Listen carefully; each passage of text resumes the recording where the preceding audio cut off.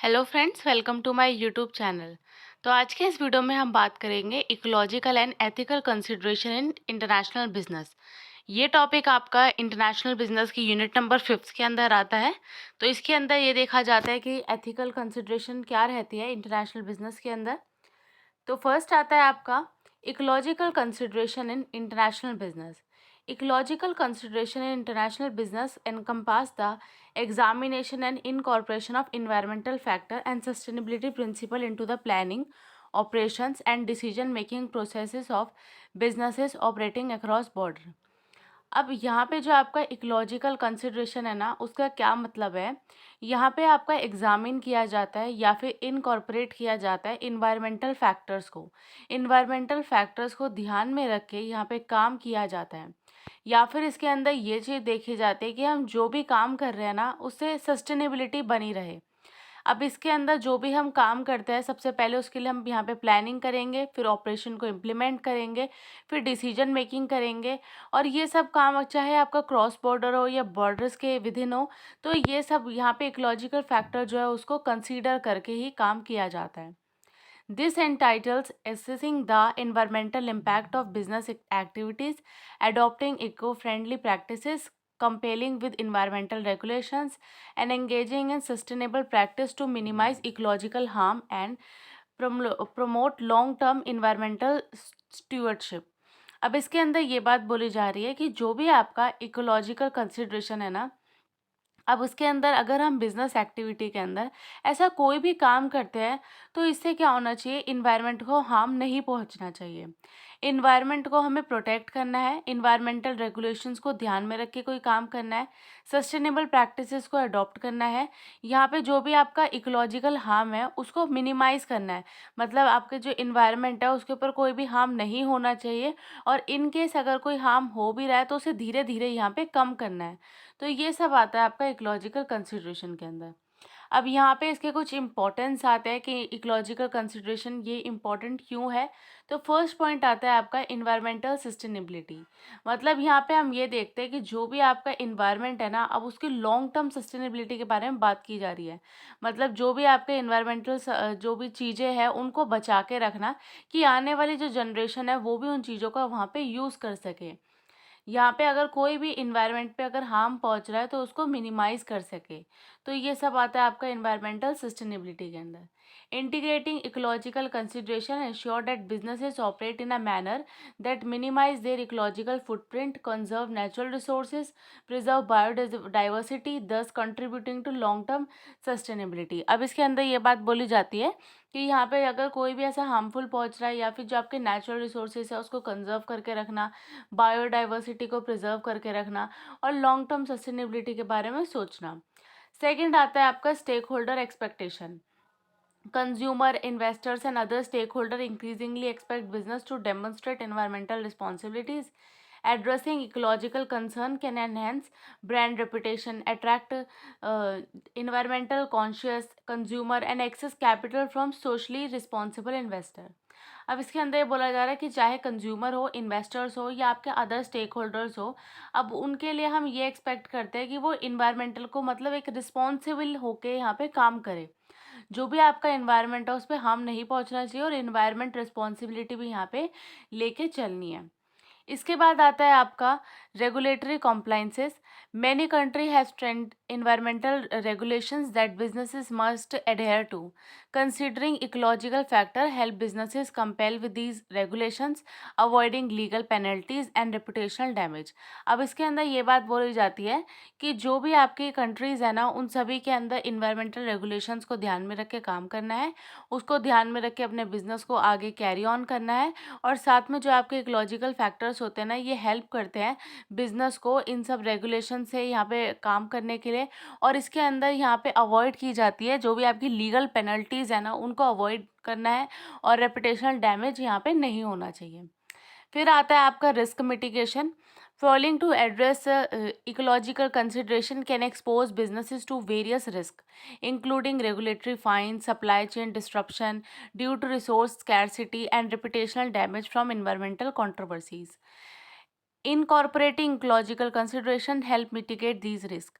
अब risk mitigation के अंदर ये बात बोली जाती है कि अगर कोई बिजनेस ऐसा है जो इकोलॉजिकल कंसिडरेशन को अच्छे से ध्यान में नहीं रख रहा, या यहाँ पे वो ऐसे कोई काम कर रहा है जिससे हार्मफुल पहुँच रहा है इन्वायरमेंट को, तो उससे क्या होगा, उसका जो बिजनेस है ना वो रिस्क में आ सकता है। अब किस टाइप की रिस्क यहाँ पे देखने को मिलती है, या तो जो ये रेगुलेटरीज फर्म होती है उन पे फाइन लगा देगी, फाइन इम्पोज कर देगी। सप्लाई चेन में डिस्ट्रप्शन आ जाती है, मतलब जो उनकी एक चेन कंप्लीट होती है, या तो आगे वाली पार्टी उनसे यहाँ पे डिस्टर्ब कर देगी, आगे काम लेना बंद कर देगी, या अगर वो किसी पर्सन से वहाँ आगे सामान ले रहे हैं तो वो लोग यहाँ पे पार्टी उनसे वहाँ पे चेन को तोड़ देगी। तो ये सप्लाई चेन डिस्ट्रप्शन देखने को मिलता है। और यहाँ पे क्या होता है, रिसोर्सेज की स्कैरसिटी, लैक ऑफ रिसोर्सेज देखने को मिलते हैं। तो ये सब उनको रिस्क जो है वो देखनी पड़ती है। इसके बाद फिफ्थ आता है आपका कॉम्पिटिटिव एडवांटेज, जिसमें आता है आपका embracing ecological consideration can differentiate business in the marketplace, providing a competitive advantage by attracting environmentally conscious consumer, reducing operating cost through resource efficiency and fostering innovation and sustainable product and process. अब इसके अंदर ये बात बोली जाती है कि जो भी आप ऐसा बिजनेस कर रहे हैं तो वो इस तरीके से होना चाहिए कि जो आपके रिसोर्सेज है ना वो एफिशिएंसी और एफिशिएंटली, तो दोनों चीज़ों से उनका बिज़नेस जो रिसोर्सेज है उनका यूज़ होना चाहिए। तो इन सब चीज़ों से आपको कॉम्पिटिटिव एडवांटेज जो है वो देखने को मिलता है। इसके बाद में आता है आपका ethical consideration in international business. यहाँ पे एथिक्स के बारे में बात की जाती है। तो अगर हम एथिक्स के बारे में बात करते हैं, अगर इसको सिंपल हिंदी भाषा में बात करें तो एथिक्स का मतलब होता है जो भी आपकी तमीज़ होती है, मतलब आपकी कैसी तमीज़ है, मतलब आप इन्वायरमेंट के साथ में कैसे काम कर रहे हो, उसको हार्म पहुँचा रहे हो या नहीं पहुँचा रहे। तो ये सब आता है आपका एथिक्स के अंदर। International business ethics constitute a global code of conduct, a set of principles that establish ethical standards for employees and business। अब ethics के अंदर ये बात बोली जाती है कि जो भी आप अगर इंटरनेशनल बिजनेस कर रहे हैं तो उसके अंदर जो भी आपके स्टैंडर्ड एथिकल पॉइंट्स है उसको आपको फुलफिल करना है, वहाँ पे आपको कंप्लीट करना है, चाहे वो एम्प्लॉयज़ की हो या फिर आपके बिजनेस की हो। International business in India like in other country faces a variety of ethical issues. अब अगर हम इंडिया की बात करें या अगर हम किसी और कंट्री की बात करें तो वहाँ पे ये जो टाइप ऑफ इश्यूज है ये देखने को मिलते हैं, एथिकल इश्यूज देखने को मिलते हैं, जिनके अंदर आपके आते हैं जैसे कि चाइल्ड लेबर हो गया।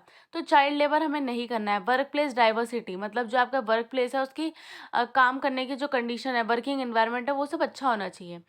वर्किंग स्टैंडर्ड्स में आता है कि आप एम्प्लॉय से कितना काम करवा रहे हैं। ऐसा तो नहीं है कि आप उनको वेजेस कम दे रहे हो और उनसे काम ज़्यादा करवाया जा रहा है।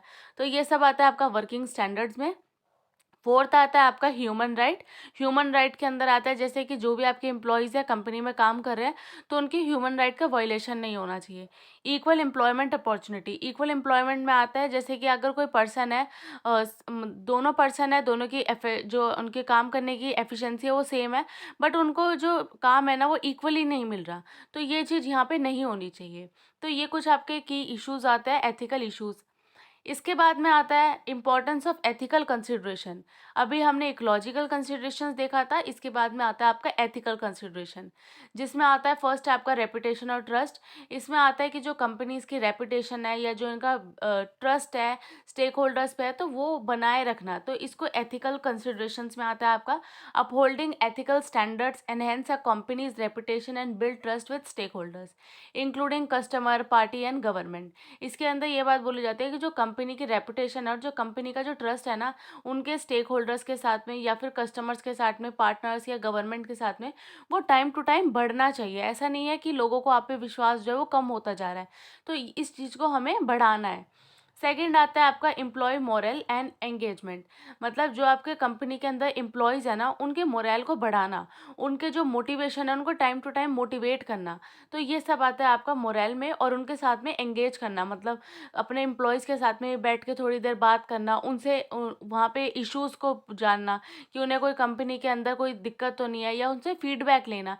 तो ये सब आता है आपका एम्प्लॉय मोरल के अंदर। थर्ड आता है आपका रिस्क मैनेजमेंट। रिस्क मैनेजमेंट के अंदर आता है कि जो भी आने वाले टाइम में रिस्क है उसको ध्यान में रख के अपने बिजनेस एक्टिविटी को करना। इसके अंदर आता है जैसे भी किसी भी एम्प्लॉइज़ का वहाँ पे ह्यूमन राइट का वायलेशन नहीं होना चाहिए, यहाँ पे एनवायरनमेंट को कोई डैमेज नहीं पहुँचना चाहिए, तो ये सब रिस्क मैनेजमेंट में आता है। इसके बाद में फोर्थ आता है आपका लीगल रिक्वायरमेंट। लीगल रिक्वायरमेंट में आता है जैसे कि लॉज रेगुलेशंस हो गई, इंडस्ट्रीज़ के स्टैंडर्ड हो गए, तो इन सबको यहाँ पे जो आपकी लीगल रिस्क होती है इन सबको मिनिमाइज़ करना और अपने पोटेंशियल्स और जो आपकी पोटेंशियल्स हैं उनको इंक्रीज़ करना, पेनल्टीज़ को वहाँ पे कम करना। तो ये आता है आपका एथिकल कंसिडरेशंस। यहाँ पे आता है आपका environmental issues influencing international business. अब कौन से ऐसे इन्वायरमेंटल इश्यूज है जो इन्फ्लुएंस करते हैं आपके इंटरनेशनल बिजनेस को। अब इसके अंदर आपके इश्यूज कौन कौन से आते हैं इन्वायरमेंट के, जैसे फर्स्ट हो गया आपका ग्लोबल वार्मिंग। ग्लोबल वार्मिंग में होता है जैसे कि जो भी आपका अर्थ का टेम्परेचर है वो बढ़ने लगता है, जिससे ग्रीन हाउस गैस इफेक्ट पड़ता है। इस पे ह्यूमन राइट जो ह्यूमन एक्टिविटीज़ होती है उससे भी वहाँ पे इम्पैक्ट जो है वो देखने को मिलता है। सेकंड आता है आपका एयर पॉल्यूशन। एयर पॉल्यूशन आता है जैसे कि जो भी कंपनीज़ है वो बहुत ही मतलब जो हार्मफुल गैसेस है वो इन्वायरमेंट में रिलीज़ कर रही है, तो जिससे क्या होता है आपका ओजोन लेयर डिप्लीशन देखने को मिलता है और एसिड रेन होने की वहाँ पे कंडीशंस क्रिएट हो जाती है। थर्ड आता है आपका वाटर पॉल्यूशन। वाटर पॉल्यूशन में आता है कि जो भी आपके वाटर कंटेमिनेशंस होते हैं, इंडस्ट्रियल जो वेस्ट निकलता है उनका वाटर के अंदर जाता है, तो उससे जो आपका हार्म पहुंचता है जैसे कि हेल्थ पे पहुंच गया, हार्म करता है वो एक्वेटिक लाइफ्स को। लैंड पॉल्यूशन में आता है कि आपने किसी एरिया की लैंड को वहाँ पे ख़राब किया है, ज़्यादा फर्टिलाइजेशन का यूज़ कर दिया, पेस्टिसाइड्स का वहाँ पे यूज़ हो रहा है, तो ये सब आता है, हार्मफुल केमिकल्स का यूज़ हो रहा है, तो ये आता है आपका लैंड पॉल्यूशन के अंदर। इसके बाद में आता है वेस्ट डिस्पोजल। वेस्ट डिस्पोजल होता है जैसे कि कम इंडस्ट्रीज़ का जो भी वेस्ट है उसको ऐसे ही इधर उधर छोड़ दिया, इससे क्या होता है आपका जो इन्वायरमेंट है वो भी पॉल्यूट होगा और साथ में आपका पॉल्यूशन भी क्रिएट होगा। डिफॉरेस्टेशन में आता है जैसे कि कटिंग हो गई ट्रीज़ की हो गया, जिससे क्या होता है आपका जो लैंड है उसकी डिमांड बढ़ती जा रही है, तो इससे क्या होगा कि जो पीपल होते हैं वो क्या करते हैं, कट करने लग जाते हैं ट्रीज़ को, तो ये चीज़ नहीं करनी है। डिप्लीशन ऑफ नेचुरल रिसोर्सेज, मतलब जो आपके नेचुरल रिसोर्सेज है वो टाइम के साथ साथ कम होते जा रहे हैं, वो डिप्लीट करते जा रहे हैं, तो ये चीज़ यहाँ पे कम होना है।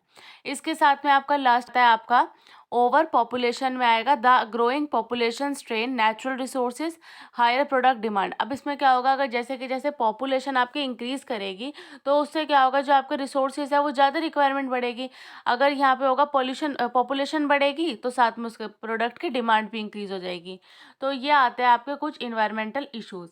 अब इनको सॉल्व करने के लिए कुछ मेजर इश्यूज़ हैं, जिसके अंदर फर्स्ट बात की जाती है कंजर्वेशन ऑफ एफर्ट्स, प्रोटेक्ट करना और प्रिजर्व करना नेचुरल हैबिटेट्स को। सेकंड आता है आपका sustainable practices, eco friendly methods हो गए उन सब का यूज़ करना। थर्ड आता है आपका पॉल्यूशन कंट्रोल। पॉल्यूशन कंट्रोल कैसे होगा, जैसे कि air water soil pollution in सब पे रेगुलेट करना। इन अगर कोई ऐसा इंडस्ट्री है जो बहुत ज़्यादा एयर पॉल्यूशन क्रिएट कर रही है तो उस टाइप की इंडस्ट्रीज़ पे वहाँ पे बैन लगा देना। फोर्थ आता है रीफॉरेस्टेशन, जिसमें होता है प्लांट्स को और ज़्यादा वहाँ पे जब लगाया जाता है। एजुकेशन एंड अवेयरनेस, पीपल के अंदर एजुकेशन प्रोवाइड करना और उन्हें अवेयर करना, उनको यहाँ पे बताना कि क्या चीज़ सही है और क्या गलत है। कोलैबोरेशन, कोलैबोरेशन में आता है कि बिग जो आपके बिग फर्म्स है या जो बिग पर्सनालिटीज़ है उन सभी के साथ में कोलैबोरेट करके सोसाइटी के अंदर अवेयरनेस को क्रिएट करना। तो ये सभी मेजर्स है जो यूज़ किए जाते हैं इकोलॉजिकल प्रॉब्लम्स को सॉल्व करने के लिए।